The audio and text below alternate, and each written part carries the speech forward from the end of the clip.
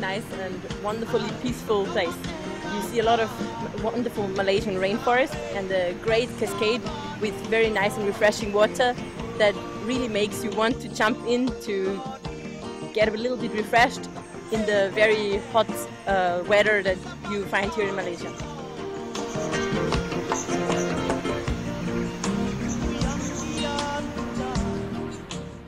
The place is very clean. It's very well maintained, and you only need to walk a little bit through the forest to get to the waterfall. I would definitely suggest everyone to come and see this great waterfall, as you really find a lot of locals here and you will enjoy a lot of local culture.